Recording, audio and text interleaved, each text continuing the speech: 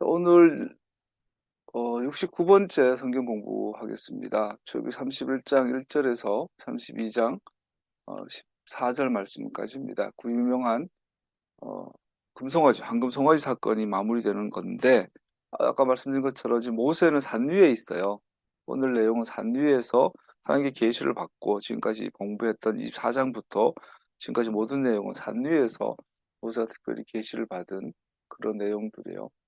그러다가 이제 마지막 막바지에 이르러서 지금까지 말한 모든 것들을 부살렐 오홀리압을 통해서 지어라. 그리고 마지막 이 모든 안식, 이 모든 주셨던 계시들을 안식일이라는 특정한 날로 압축해서 지켜라. 이렇게 마무리를 하고, 그리고 이제 내려가라 했더니 왔더니 송아지 섬기는 사건으로 마무리되는 아주 아이러니한, 가장 거룩한 계시와 가장 인간의 특히 아론으로 대변되는 타락하지 않을 것 같은 사람이 타락해버린 그 순간, 극과 극을 보여주는 파라샤로 됩니다.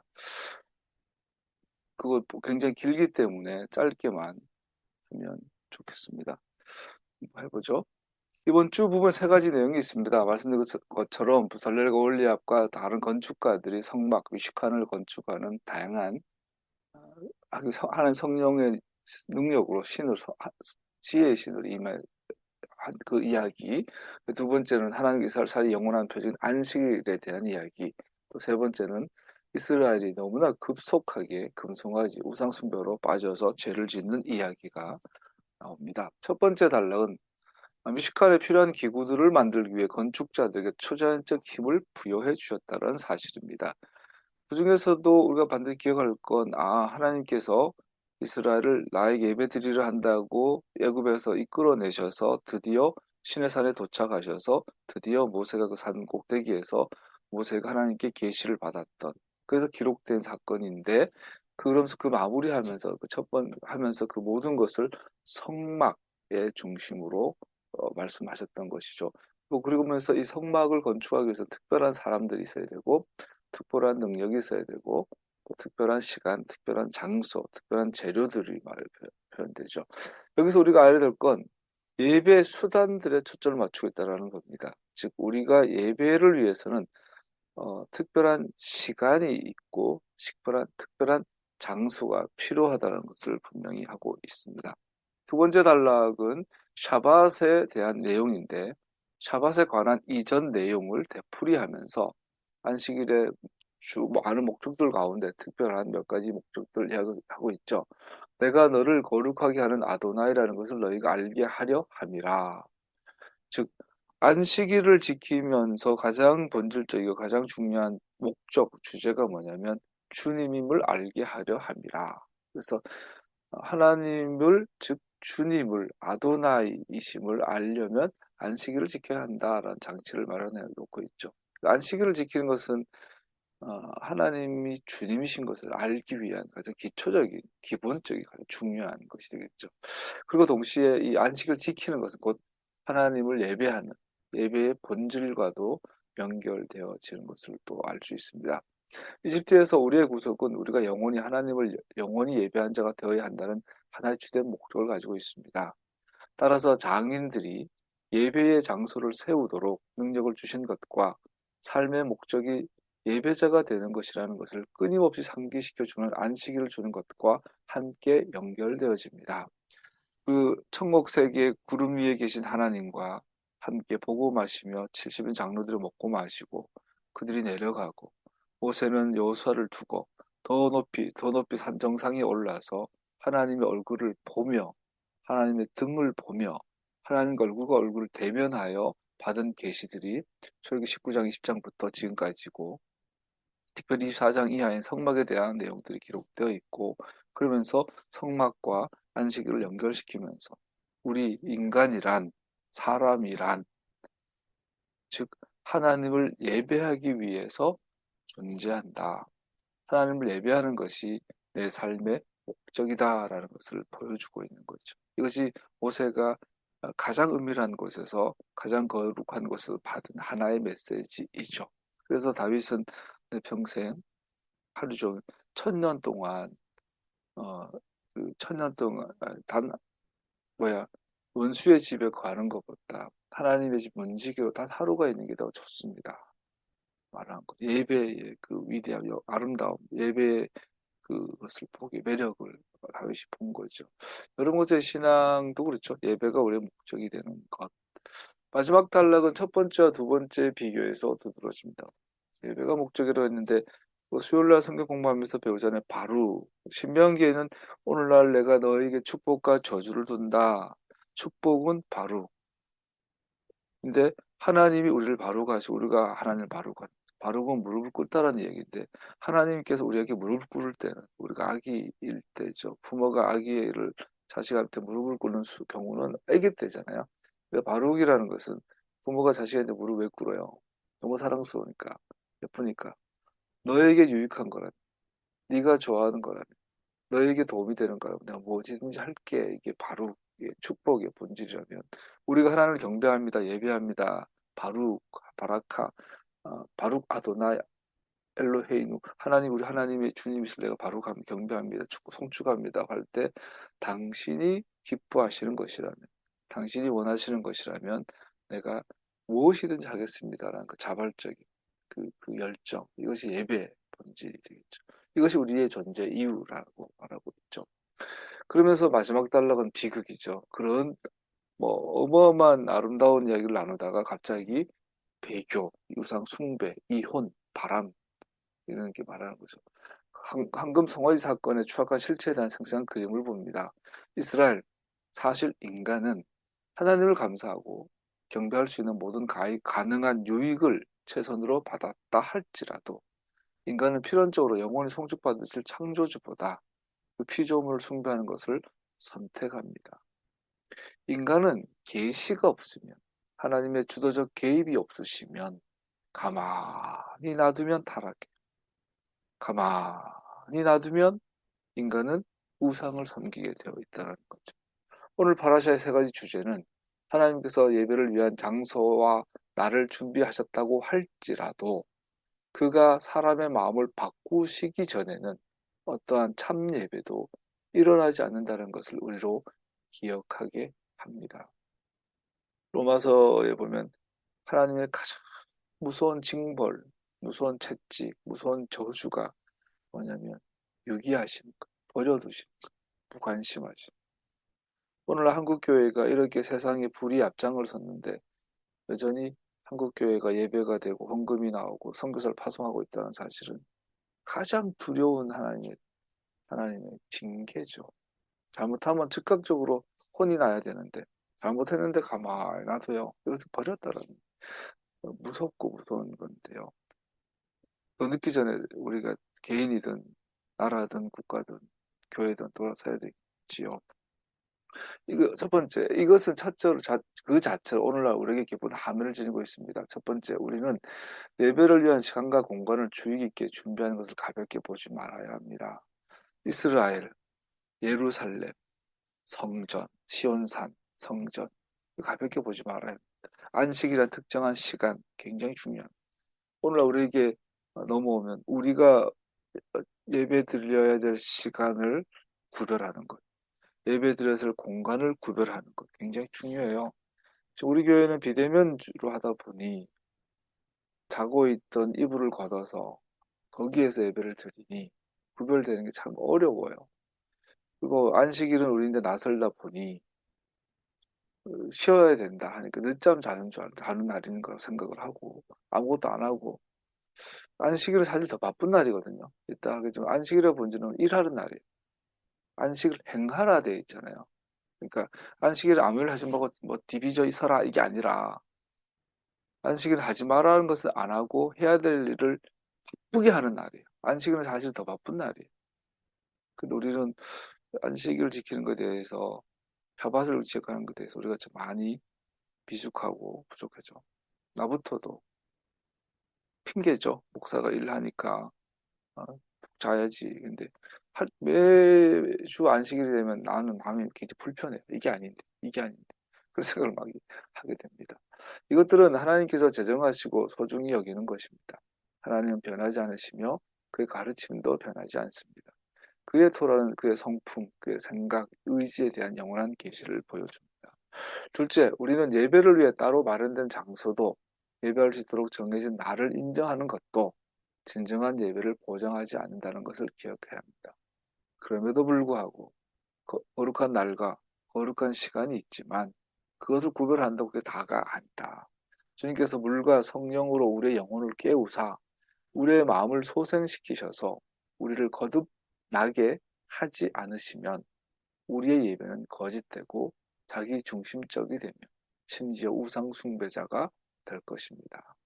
이사야의 초반부에 보면 노인들에게 그들의 희생을 중단하도록 예배를 그만드리도록 명령함으로써 이것을 가르쳐 줍니다. 진실로 이것은 거짓 예배 외에 아무것도 아니므로 하나님의 코에 악취를 낼 뿐입니다. 말라기야에도 누가 성전문을 걷어 잠궈버렸으면 좋겠다. 너네 드린 그 기도가, 너네 드린 그 제물이 나 냄새난다, 역겹다, 토가 나온다. 굉장히 무서운 거죠. 우리는 좋다고 하나님께 찾아와서 예배 드리는데 하나님께서 냄새난다 그러면 괴롭죠. 오늘 우리의 예배는 어떤지, 한국 교회의 예배는 어떤지 돌아볼 두려움으로 서야죠. 하나님 앞에 설 때는. 우리의 마음을 어떻게 바꿀 수 있습니까? 우리는 어떻게 영과 진리로 경배하는 것을 준비할 수 있습니까? 메시아의 큰 희생에 대한 믿음 없이, 그의 피의 쓰심, 속죄 없이, 그의 제사장적 중보 없이 진정한 예배는 있을 수 없습니다. 왜냐하면 그를 통하지 않고는 어느 누구도 아버지께 나아갈 수 없고 예배는 성령님의 성결하게 하심으로 아버지와 그의 사랑하신 아들과 교제하는 것이기 때문에 그래서 우리가 해야 할 일은 기다리고 기도하고 기다리는 거죠. 성령님께서 우리의 마음을 만져주시도록 성령님께서 우리 아이들의 마음을 만지셔서 예배를 사모하는 자들이 되도록 기도해야 되겠죠. 31장 1절 11절 말씀은 루아하 엘로힘 하나님의 영이 장인들에게 건축가들이죠. 부살렐과 오홀리압에게 임하여서 초자연적 능력을 주십니다. 3절 나는 이해와 지식으로 하나님의 영으로 그를 채웠다. 이 지혜, 이해, 지식 이것은 영적인 생기를 말하는데 토라의 공부와 삶의 적용으로 가득한 삶을 말합니다. 그들이 하나님께 대해 아는 것과 일치하는 품목들을 만들었습니다. 이어서 우리에게 엄청난 교훈을 줍니다. 성령의 능력을 부여받은 손으로 하는 사역은 지혜와 이해, 지식에 하나님에 관한 진리를 보여줍니다. 부살렐과 오홀리압은 오늘날 현대인들에게 가장 이상적인, 가장 모범이 되는 신앙의 모습이라고 할 수 있어요. 즉 부살렐과 오홀리압은 원래 건축가였어요. 오늘로 말하면 도면 그리고 수학을 이해하고 모형을 이해하고 이런 이런 그 자연 현상 지리를 이해하고 기후를 이해하라 아주 만능의 천재들이죠. 이미 전문가들이죠. 그런 그들에게 하나님의 능력이 임했을 때 그들은 하나님의 임재가 있는 건물을 건축하게 돼요. 이것이 오늘날 현대인들의 가장 중요한 믿음의 신앙의 덕목이 되는데 지혜는 하나님이 말씀하신 것을 알 수 있는 것을 말합니다. 즉 토라에 계시된 그 관점으로 삶에 접근할 수 있게 합니다. 지혜롭다, 하나님께 지혜를 주셨다고 하면 어떤 삶의 어떤 모든 부분에서 하나님의 뜻이 무엇인지를 분별하는 것을 지혜라고 해요. 즉, 토라를 읽으면서 이것이 내 삶에 적용되어 줄 수 있는 이해란 삶의 특정 상황에 이 관점을 적용할 수 있는 능력을 말합니다. 그래서 하나님의 말씀이 이런 뜻이구나. 그렇다면 특정한 어떤 상황에서 이것을 내가 이렇게 적용해야지 하는 것이 이해력이라고 하죠. 성경에서.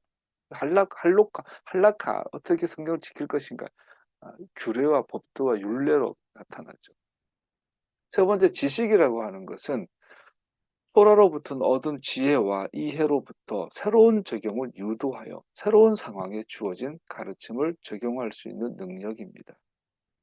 우리의 각 직업, 직장 생활하면 다양한 경우의 다양한 상황들이 맞닥뜨려질 때 어떻게 하는 것이 하나님의 뜻이고 하나님의 길인가 하나님의 길에 대해서 아는 것을 지혜, 이해, 지식이라고 할 수 있어요. 하나님의 사람이라면 이 세 가지는 반드시 있어야 되죠. 예수 믿는 사람이 검사예요. 절대로 윤석열 나이는 될 수 없겠죠. 하나님의 사람이 경찰이에요. 하나님의 사람이 선생님이거나 국회의원이거나 하나님의 사람이 기술자이거나 하면 절대로 불의한 일을, 남에게 불공정한 일을, 정직하지 못한 일을 행하진 못하겠죠. 왜?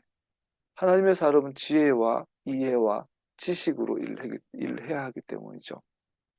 하나님의 영이 임한 사람이 건축가라면 그 설계를 의뢰한 건축주들의 니들을 최선을 다해서 채워주겠죠. 부실공사에 있을 수 없겠죠. 하나님의 사람들이 이 땅에서 직장 생활을 한다면 그것은 천국이 되겠죠. 부당 해고가 없겠죠. 노동력 착취가 없겠죠. 그죠? 가난한 사람이라고 무시하고 부자라고 병원에서 받아주고 가난한 사람을 맺히진 않겠죠. 하나님의 사람이 의사인데 부자는 정성 들여 수술하고 가난한 사람 대충 수술하진 않겠죠. 이 브살렐과 오홀리압은 우리가 신앙생활을 실제로 이 땅에서 살아가는 것에 대한 가장 중요한 모델이 되는 거예요. 이것이 중요한 거는 이렇게 하지 않았을 때 우리의 예배는 불가능하다는 거죠. 그 예배는 악취가 나는 예배가 된다는 거죠. 하나님의 사람이라면 윤석열 같은 인간을 대통령으로 선출할 수는 없죠. 하나님의 사람이 아닌 게죠. 저는 뭐 극단을 표현하는 거고요. 중간에도 디테일한 것이 많이 있지만 실수할 수 있으니까 실수한 거겠죠. 우리 한국 교회가. 시간이 지나면 회개하고 돌아오겠죠. 그런데 참 쉽지 않아요. 우리 일제시대 때 일본 신토에게 우상에게 절한 많은 목회자와 성도들이 회개한다고 하지만 회개 안 한 사람이 더 많아요. 일본한테 신토한테 절하는 것은 단순히 고개 숙인 것이 절이 아니고 신토라는 그 신이 그 위에 하나님이 들어간 거잖아요. 우상숭배거든요. 신토에게 절한 건 우상숭배고 동시에 그 우상숭배 내용이 국가 반역이잖아요. 민족 반역이잖아요. 그래서 회개했다라면 하나님의 우상숭배한 죄와 민족 반역한 죄를 동시에 회개해야 되는데 회개하지 않은 사람들이 일제시대 이후에 여전히 장로가 되고 목사가 되어 와서 한국교회 주류가 됐죠. 그런 사람들 오늘날도 이승만 찬양하고 그러잖아요. 그러니까 오늘 한국교회는 소위 정치권에서 말하는 적폐의 온상지가 되어버린 것은 부인할 수 없죠. 부살렐과 올리압이 성막 건축에서 쓰임받은 것처럼 우리는 우리 삶의 직장에서 직업에서 가정에서 필요하죠. 우리 섹션의 두 번째 단락은 안식일에 대한 내용입니다. 첫째, 여기 안식일 내용은 아도나이와 이스라엘 사이 영원한 징표 오트로 선언되는 것을 기억하십시오.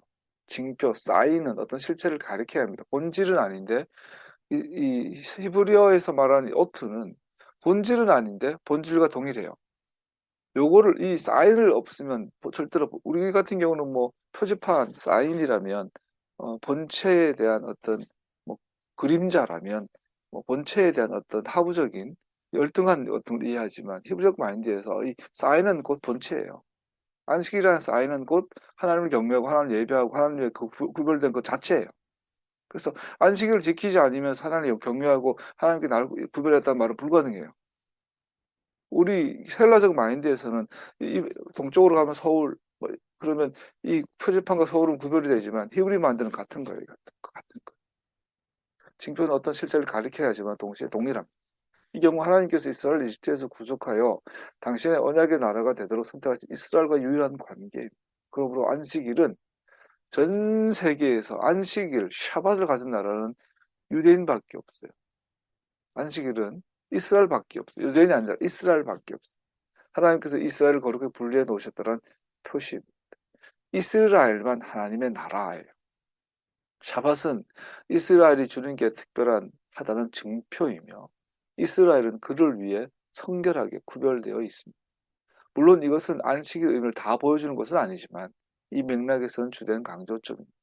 하나님께서는 이스라엘 자신을 위한 것으로 주장하셨으며 이스라엘은 그에게 속해 있습니다. 안식일은 이것에 대한 증거이며 안식일은 창조의 실체입니다.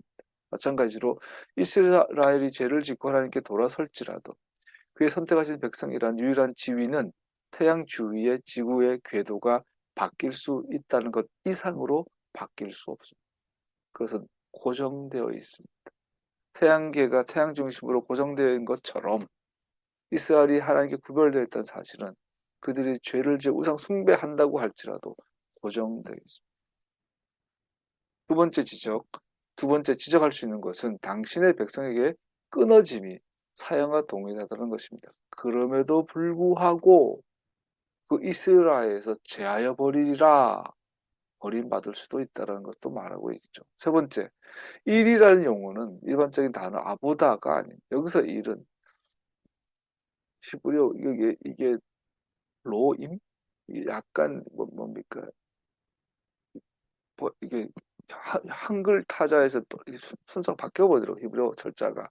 그래서 이 단어는 사업, 직업, 고용을 기본으로 의미합니다. 즉 안식일에 일하지 말라는 것은 휴식의 가장 넓은 범위에서 안식일에 금지하는 것은 사업의 지속, 고용, 임금을 주거나 경제적 활동을 의미하는 거죠. 활동이 금지된 게 아닙니다. 뭐 많이 걸어가지고 4km 이상, 1km 이상 걸으면 안 된다 이런 이야기가 아니라 먹고 살기 위한 모든 행위를 내려놓아라. 스탑해라는 게 샤밧의 기본이죠. 이 사실은 16절 다시 강조됩니다. 이스라엘 아이들을 31장 16절 같이 읽어보죠. 이스라엘 자손은 이 안식일을 영원히 언약으로 삼아 그대로 지켜야 한다 돼 있어요. 여기서 지켜야 한다고 돼 있는데 직역을 하면 샤밧을 행하라라는 것입니다. 샤밧, 스탑, 멈추는 것을 행하라는 것, 지키는 것을 행하라는 것입니다. 샤밧이라는 단어 멈추다, 지키다, 보호하다, 보존할 뜻이 있다 그러죠. 그래서 지키는 것을 행해야 한다. 그래서 안식일을 할 일이 없는 날이 아닙니다. 그것은 일하는 날, 다른 날들과 분리하기 위한 일들을 행하는 것이고 공동체로서 함께 하나님을 예배하는 것과 당신의 택하신 백성으로 메시아 안에서 우리의 우리됨을 감사하도록 하는 일들을 행하는 것입니다. 돈 버는 것, 먹고 살기 위해 노동하는 것은 스탑하지만 이 날을 거룩하게 하기 위한 것이라면 공동체가 하나 되고 예배드리고 기도하기 위한 것이라면 하나님의 자녀로서 살아가는 것이 위함이라면 땀을 뻘뻘 흘리고 일을 해야 일하라는 날이에요. 샤밧을 지키기 위해. 그래서 안식일 날 양이 구덩이에 빠져 있으면 땀 삐질삐질 흘리고 가서 구출해 주라는 거. 내 이웃이 아프면 샤밧 날 나는 쉬어야 된다 하지 말고 뛰어가 도와주라는 이야기죠. 샤밧은 그렇게 하는 게 거룩과 구별된다는. 우리의 파라샤는 방금 송아지의 유명한 이야기로 끝납니다. 그러나 이 본문에 대한 가장 초기 주석 때부터 이야기는 가장 분명 의문들을 제기합니다. 첫 번째, 방금 송아지 사건으로 마무리가 되는데 항상 의문이죠. 어떻게 이렇게 빨리 극과 극이에요. 첫 번째, 하나님의 대변자인 모세와 같은 동반자 관계를 맺은 아론이 너무 쉽게 백성들이 우상을 만들기 위해 설득당할 수 있었다는 것을 믿을 수 없게 합니다. 아론이라니 뜨거운 감자가 생기는 거예요. 아니 백성들이야 중간에 뭐 중당 잡족들도 있고 하니까 뭐 그랬다 쳐도 모세와 아론은 시내산도 하나님의 임재도 경험하고 하나님도 직접 음성도 듣고 대제사장 후보고 이런 사람이 어떻게 이렇게 갑자기 막 했을까? 그러니까 이제 유대인들은 랍비들은 온갖 핑계거리를 만들어내죠. 그 많은 핑계 중에 하나가 아론이 뭐 우상 숭배를 한 건 아니고 하도 위험하니까 애들이 하도 세게 나오니까 시간 좀 끌려고 한 거다. 왜냐하면 아론과 훌이었는데 훌이 이때부터 아마 살해당했을 것이다. 그래서 아마 아론은 살해 위협을 실제로 받았을 것이고 그 두렵고 무서운 데다가 지연시키려고 노력했을 것이다. 뭐 이런 이야기. 또는 아론은 우상 숭배를 안 했는데 그 이집트인들 가운데 믿음 없이 합류한 자들이 막 선동해가지고 이렇게 했을 것이다. 그랬을 거다고 말하는 거죠. 그러나 우리가 이 본문의 명백한 의미를 이해한다면 인간은 실제로 절망의 순간에 너무나 쉽게 우상 숭배로 옮겨간다는 것을 피할 수 없는 것처럼 보입니다. 결론부터 내리면 아론이 보여주고 있는 이 비참함과 비굴함의 모습은 우리의 모습이에요. 인간은 어느 누구도 예외 없이 환경이 뒤틀리면 그 순간으로 하나님을 떠나는 존재라는 예외 없죠. 빌리그레암, 마르틴 루터 킹 예외 없죠. 성경에서 순교자가 위대한 건 그런 순간에 마지막까지 믿음을 지켰다라는 거예요. 근데 이게 되게 중요한데 순교자들이 마지막까지 믿음 지켰을 때 그 정황, 그 문맥을 보시면 그럴 수밖에 없는 문맥이에요. 주기철 목사님이 감옥에 갇혀서 정말로 뭐 위를 걸으셨는지 모르겠지만 어마어마한 순환을 당하실 때 그 책을 읽어보면 한면 이해가 돼요. 아, 진짜 믿음이라면 여기서 그렇게 순환 당하시겠구나. 배교했다면 너무 아프니까 순간적으로 약해서 나온 배교일 수도 있겠구나. 이해가 돼요. 그래서 순교자들은 정황상 문맥이 있어요. 보면.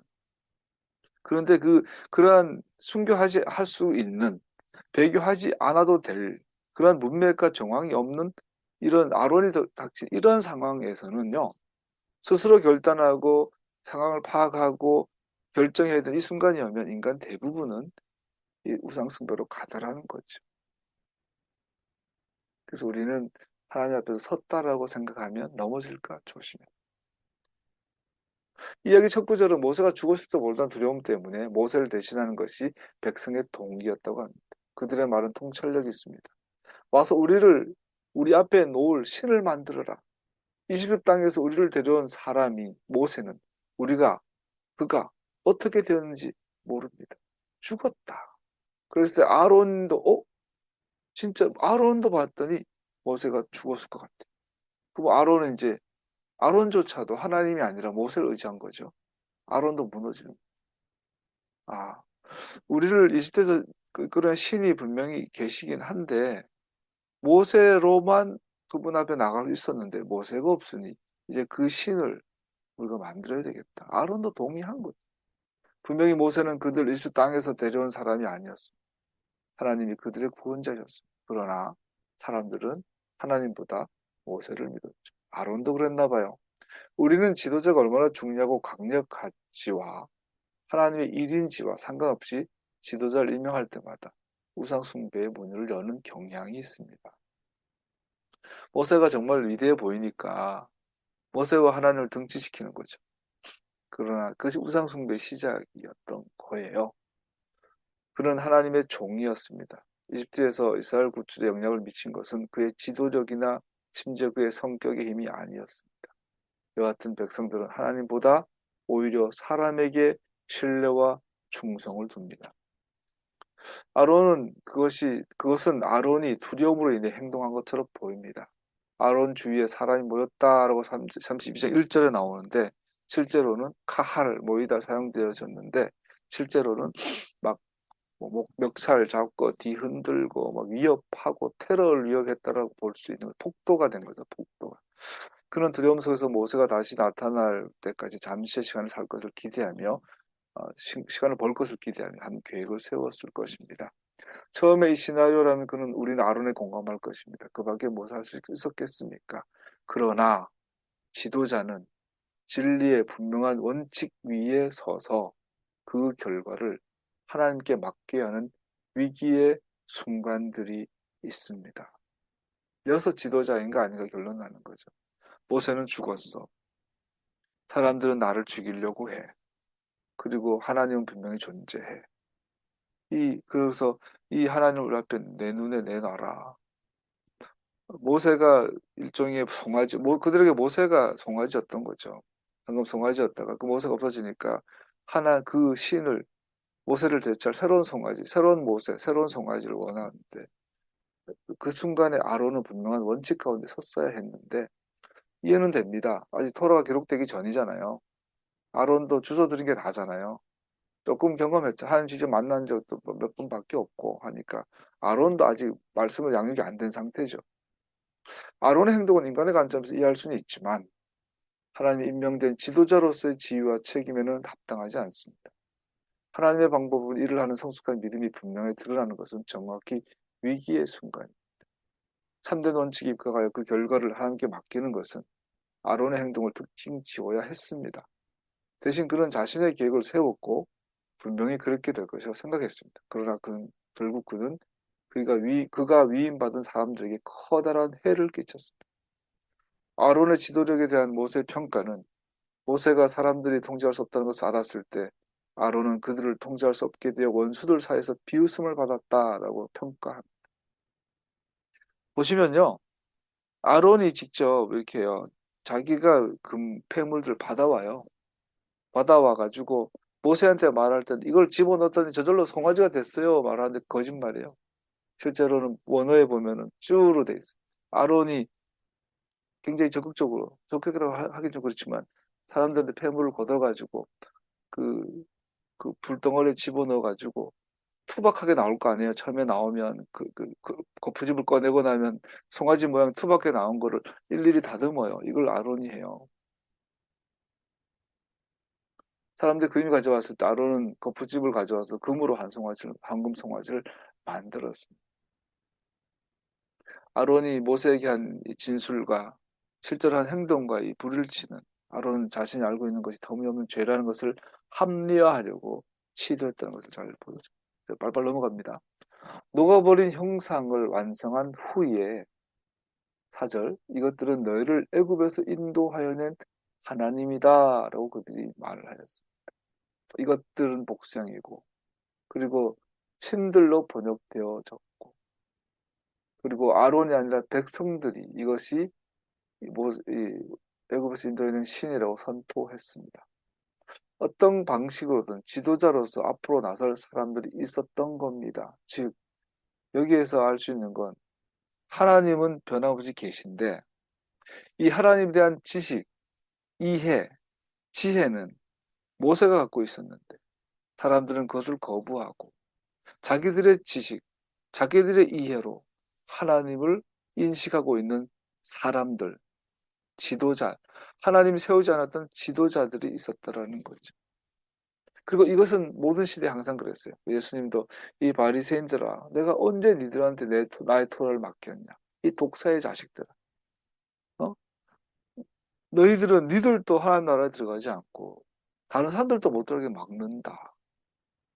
이런 지도자들은 항상 있었죠. 그래서 사도 바울도 내가 전한 복음 외에 다른 복음을 전하는 자들은 천사라도 저주를 받아.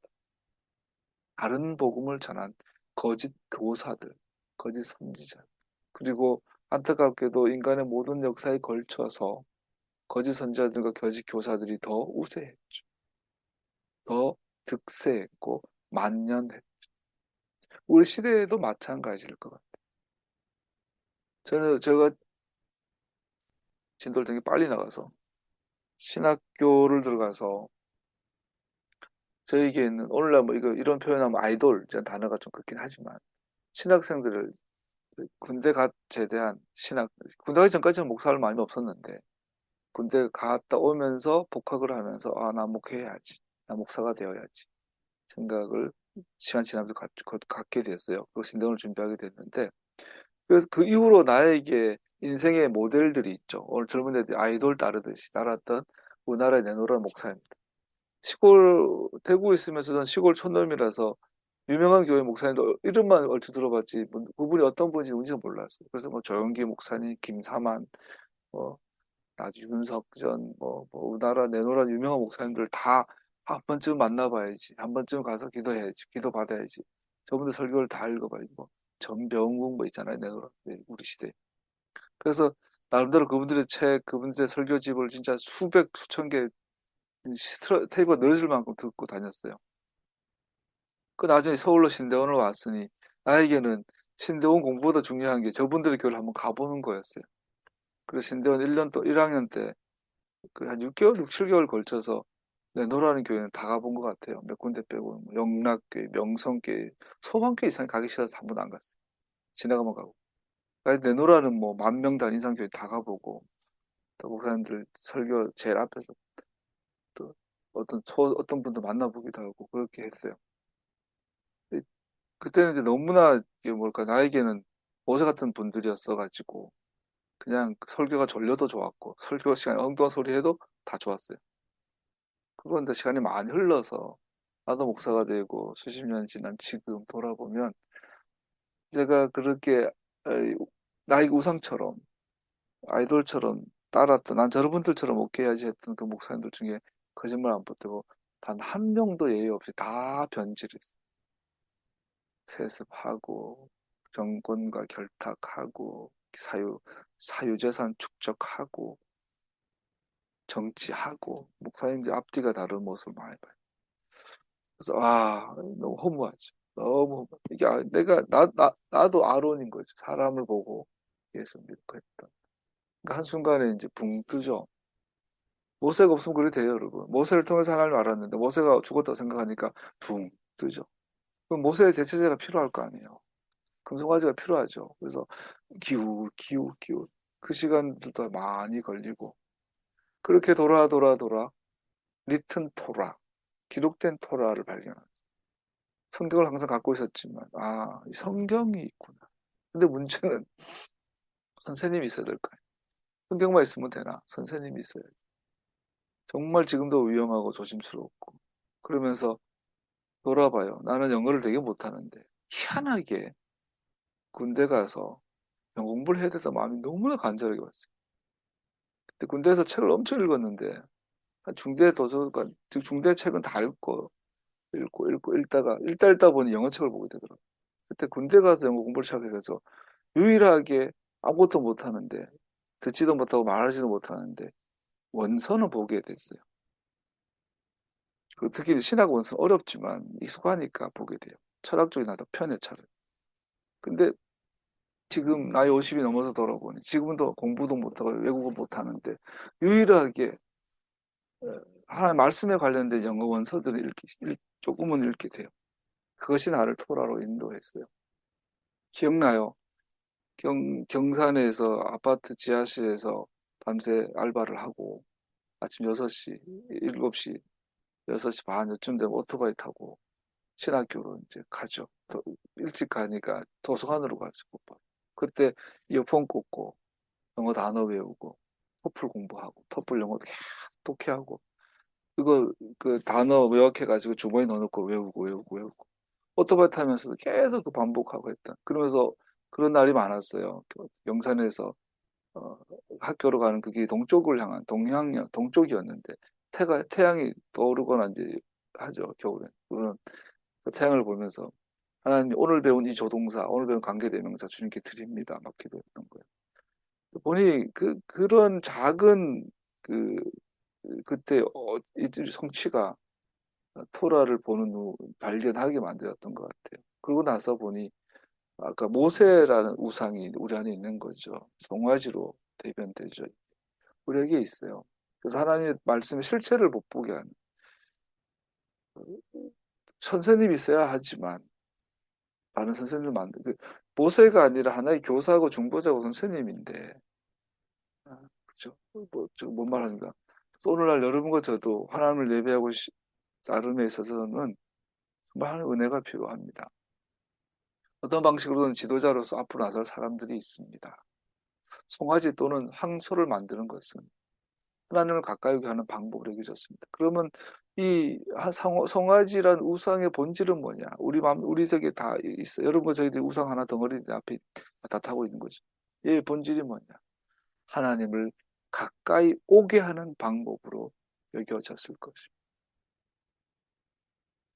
그의 발걸음을 위한 보좌 또는 그의 보좌를 위한 일종의 받침대를 건 사람으로서 신의 관심을 얻는 방법일 수 있습니다.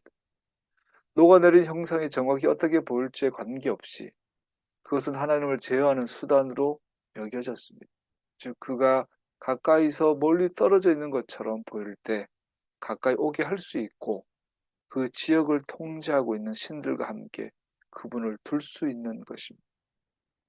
그래서 하나님을 통제하고 싶은 게 그래서 우상 숭배의 가장 깊은 내면에 들어가면 우리 가슴을 쪼개서 우상 숭배의 우리의 정신, 우리 숭배의 마음에 가장 깊은 곳에 자리 잡고 있는 진짜 우상이 뭐냐면 하나님을 통제하려고.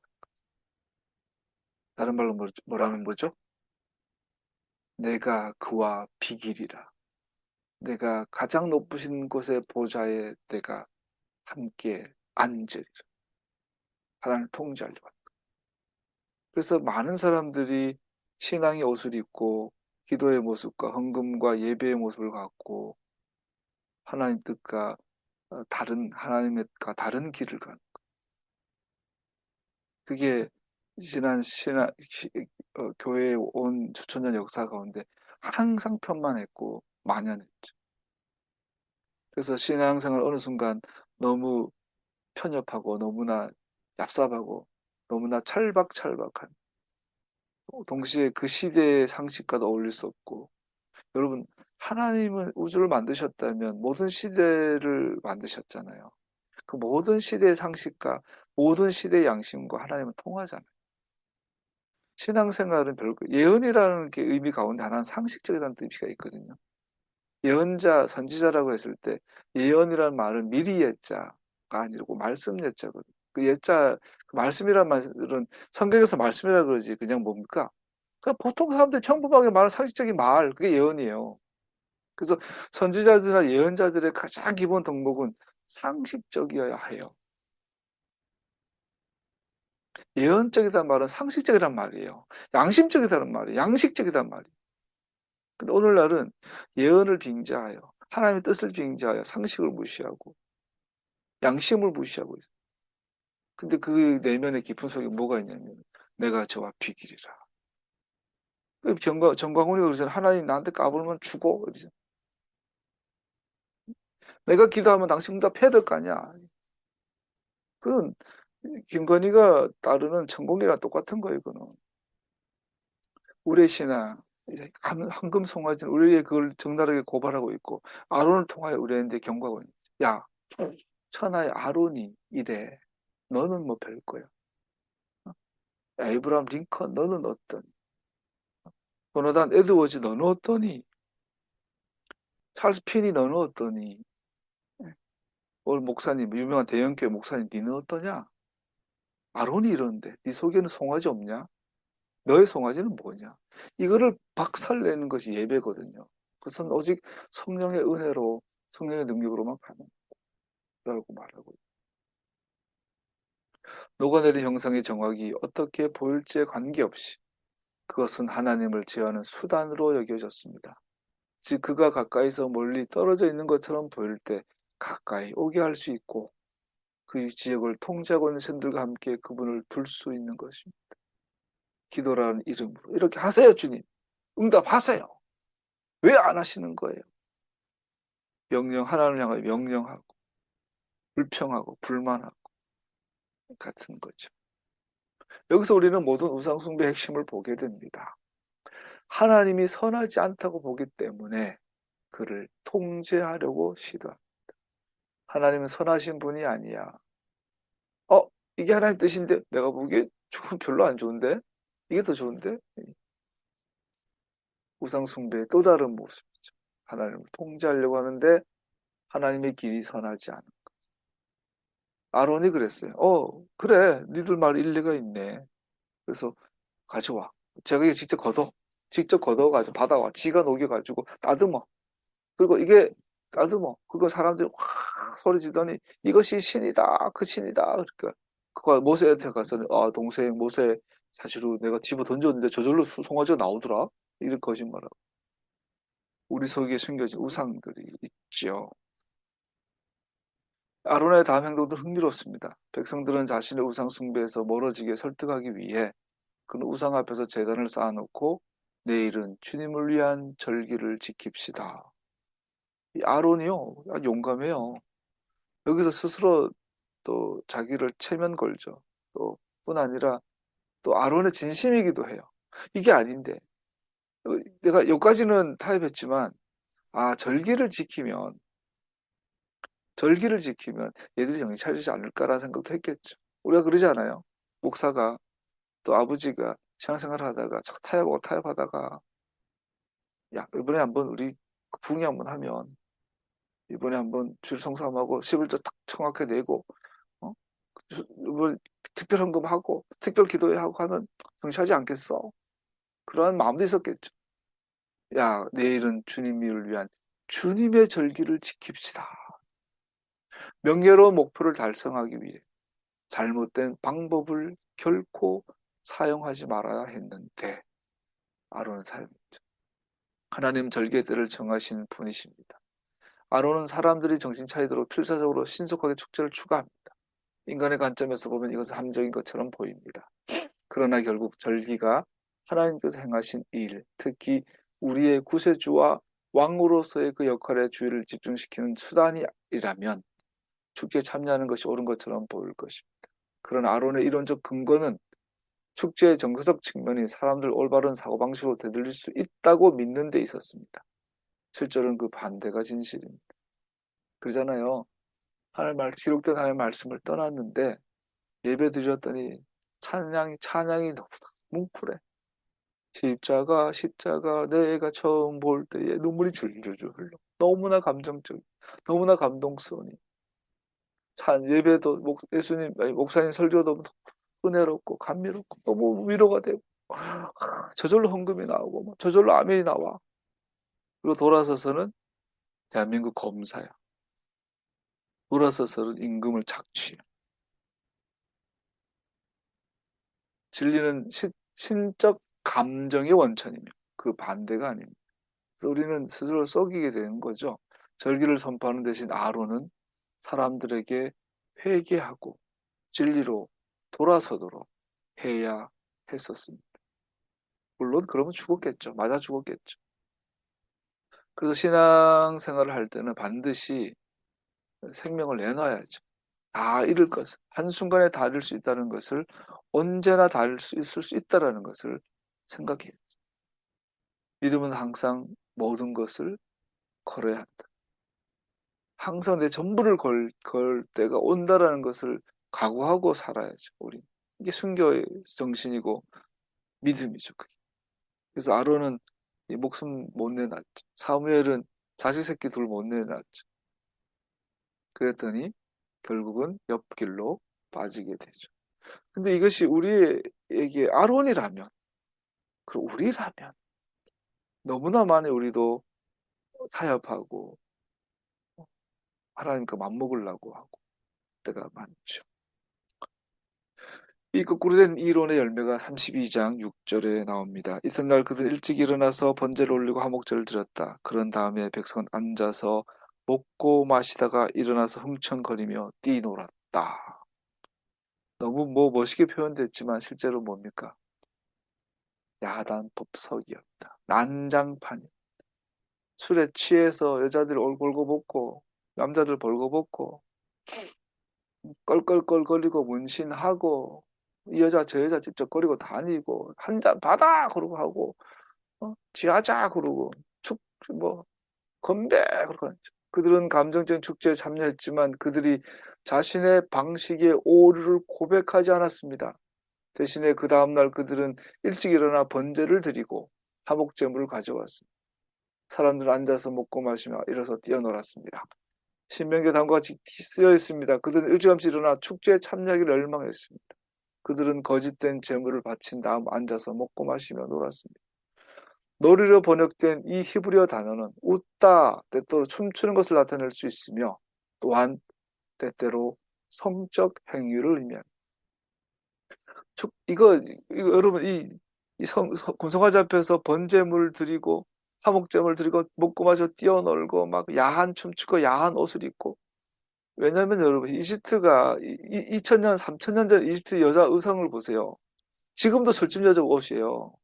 실루엣 여자의 속이 보이는 약간 한 실루엣으로 된 옷들이 이집트인들이 여인들 옷이었단 말이에요. 몇천 년 전에 본 게 있잖아 얘들이. 그리고 이집트에서 온 애들이 많잖아.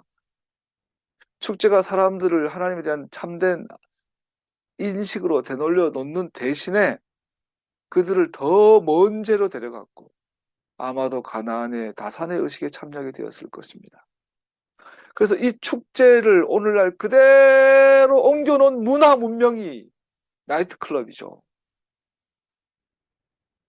그 요즘 강남에 있는 무슨 클럽 이런 데죠. 삐삐삐삐 막 번쩍번쩍하고 춤추고 막 엉덩이 흔들고 가슴 흔들고 부비 하고 눈 맞으면 5층 올라가서 룸에 가고 이거를 더 많은 애들이 하면은 김건희가 되고 돈 없는 애들이 하면은 그 나이트클럽 되고 그런 거죠. 조선시대에 요번에 서울시 조례가 부부 외에 성관계 금지가 있었나 봐요. 이 또라이들인가 봐. 부부 외에 성관계 금지, 이거 성경의 원리죠. 이거 가능하냐고. 이 땅, 여기가 지옥인데 어떻게 가능하냐. 여기 마귀의 나라인데, 마귀의 나라에 성관계 금지가 되냐고. 근데, 그러면서 어떤 교수님이 그 강의를 들어봤어요. 조선시대, 고려시대를 막론하고, 기이한 성적 일탈들이 있는데, 그 중 하나가 무당들이, 우리나라 조선시대 무당들 있잖아요. 태백산배면 소화 나오고. 무당들이시면 반드시 옆에 예쁜 무당 하나, 남자인데, 박수무당, 건진이 천국에는 박수무당 흉내내는 것들이잖아요. 박수무당은 자격이 예뻐요. 남자인데 여자같이 생겨야 돼. 예쁘자 하고 얼굴도 하얗고 수염도 잘한다. 13세, 14세, 15세 미만의 남자아이들이지. 걔네들을 무당을 만들어가지고 이렇게 옷 입혀 여자 옷을 입히고 머리를 길러가지고 여자처럼 꾸민대요. 무당들이. 이거는 공식 기록에 나와요. 우리나라 조선실록에도 나와요.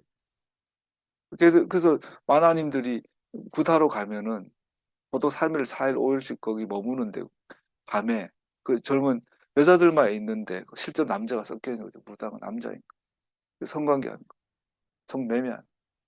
우리가 이런 민간의 속은 궁중에서조차도 상궁들이 궁녀들이 정식으로 굿을 하면 꼭 남창들이 따라와서 성관계 해주고 나가.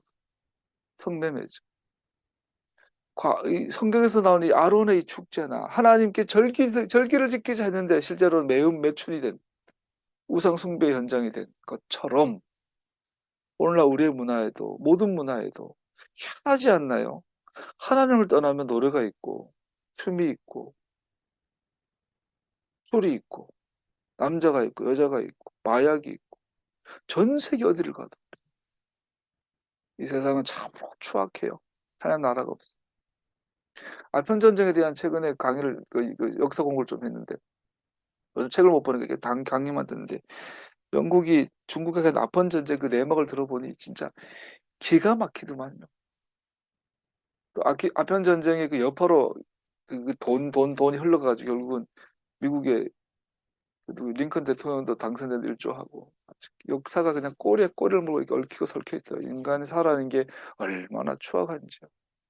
간간히 하나님의 의가 또 사람들의 양심과 상식이 살아있는 우리나라 역사를 보면 참 위대합니다. 이 상식과 양심과 역사가 몇 편이 흘러서 우리나라를 지탱해 왔고 지금 오늘도 광화문에서 드는 그들의 흐름 가운데 있다고 보는데 하나님께서 처음으로 모세에게 상황 경고해 주셨습니다. 그들은 스스로 부패했다.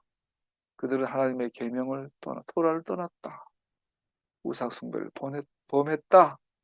그들은 완고한 고집센 백성이 되었다. 돌아보십시다. 스스로 부패했을까요? 우리는 하나님의 계명을 떠났나요? 우상 숭배를 범하고 있나요? 우리는 고집스럽지 않나요? 돌아볼 필요가 있겠죠. 하나님의 진노가 사람들 대적해 타오를 때 그는 그들을 멸하시고 모세와 새로 시작하기 위해 위대한 민족을 만들겠다고 제안하셨습니다. 모세야 비켜라. 저놈들은 쓰레기가 되었다. 필요 없으니까 다 없애버리고 내가 너를 통하여 새로 시작할게. 새로운 민족을 만들겠다. 이것은 모세를 시험한 거였죠. 왜냐하면 정말로 하나님께서 모세를 통해서 새롭게 민족을 만들었다면 하나님 거짓말쟁이가 되죠. 아브라함에게 한 약속이 거짓말이 되니까. 모세를 시험하는 거죠. 우리 하나님 참 무서운 분이죠. 모세는 아론하고 달라요. 넘어지지 않아요. 하나님, 그때 모세가 이렇게 기도하죠. 모세가 주 하나님께 이렇게 애원하였다. 주님, 어찌하여 주님께서 큰 권능과 강한 손으로 이집트 땅에서 이끌어내 주신 주님의 백성에게 이와 같이 노하십니까? 어째 이집트 사람이 그들의 주가 자기 백성에게 재앙을 내리려고 그들 이끌어내어 산에서 죽게 하고 땅 위에서 완전히 없애버렸구나 하고 말하게 하려 하십니까? 모세는 기도할 때 하나님 당신의 이름이 거룩히 여김 받게 하십시오라고 기도하고 있는 거죠. 제발 진노를 거두시고 뜻을 돌이키시어 주님의 백성에게서 이 재앙을 거두어 주십시오. 주님의 종 아브라함과 이삭과 이스라엘을 기억하여 주십시오. 주님께서 그들에게 맹세하시어 이르시기를 내가 너의 자손을 하늘의 별처럼 많게 하고 내가 약속한 이 모든 땅을 너희 자손에게 주어서 영원한 유산을 삼게 하겠다고 하셨습니다. 모세가 이렇게 간구하니 주님께서는 뜻을 돌이키시고 주님의 백성에게 내리겠다는 재앙을 거두셨다.